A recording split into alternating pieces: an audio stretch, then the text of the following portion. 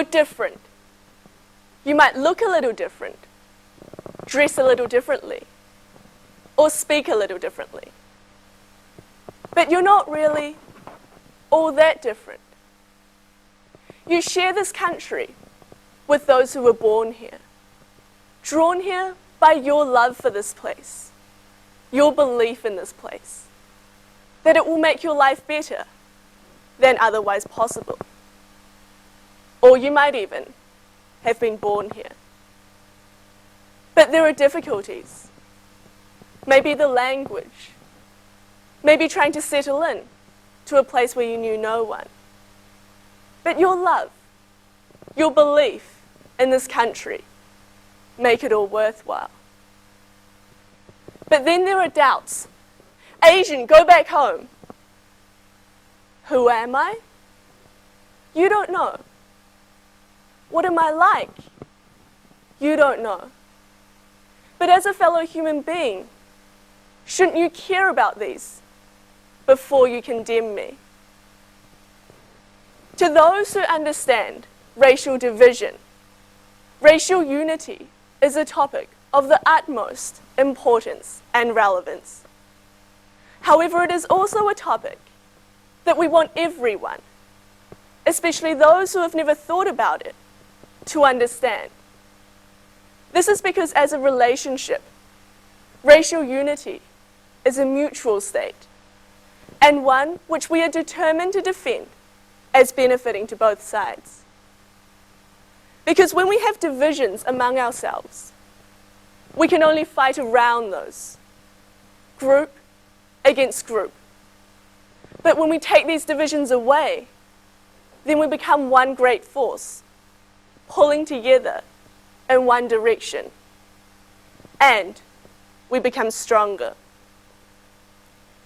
I would like, at this point, to share a poem which spread through cyberspace as the colored poem written by an African kid.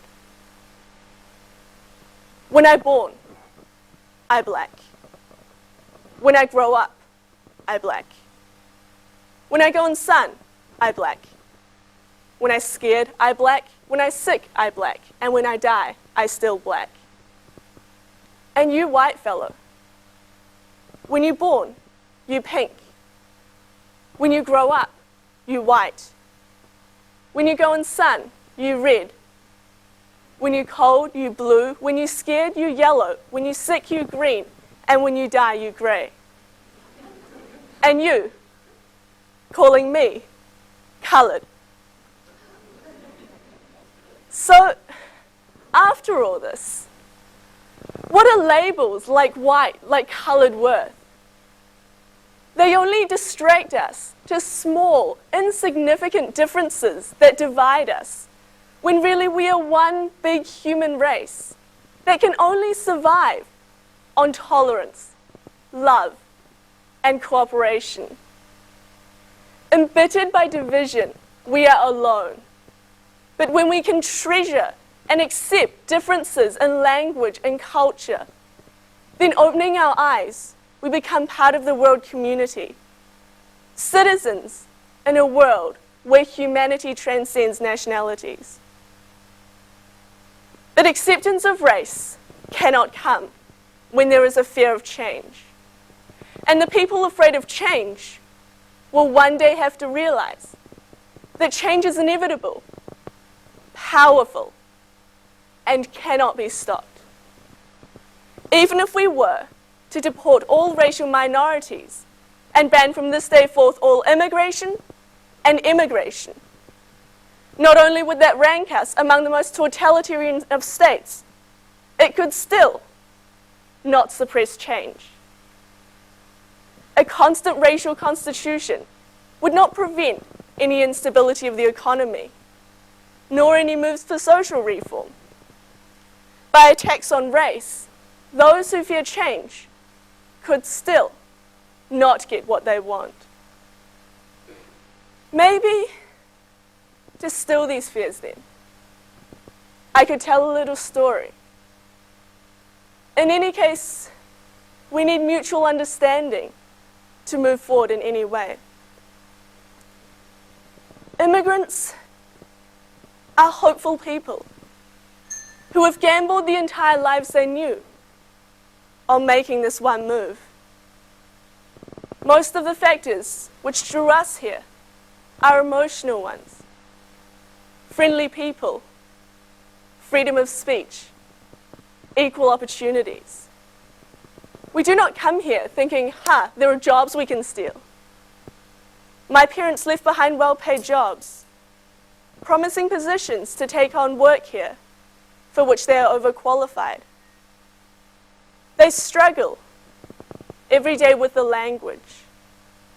And if some people could see how difficult it is, they would be too ashamed to mock them. But to us, this does not matter, because being part of this society is more important for us. Because for us, any material gains stand second by far compared to acceptance into New Zealand. And we only hope that through goodwill on both sides, fewer people may come to see us as outsiders, and more will come to understand that New Zealand is our home. And for us, that would be the fairest go we could wish for. However, large amounts of responsibility do also lie with those of us of a racial minority. First, we must accept the society that we want to accept us. This does not mean giving up our individual cultures, but it means thinking as a true member of that society and striving to do what would benefit that society. Secondly, we must be aware of indignation. It is wrong to attribute everything to an affront to our race, and racial unity can never be achieved while everyone is deeply offended. And for our part, we need to be patient and reasonable. But we have made progress. As complete newcomers to New Zealand 12 years ago, my family were warmly welcomed by two neighbours who became close friends, a lady from Holland and a lady from New Zealand. About our time here, I can only happily and gratefully say that we feel at home here. It would be ungrateful then to say that this progress is not enough. But those of us who have benefited from this progress can only hope that more is to come. Because although we benefit, we believe that others do not lose out. Because we believe that others do not lose out. Because we hold to the firm belief that a society without division is a society worth dreaming about, and therefore worth changing for. Thank you.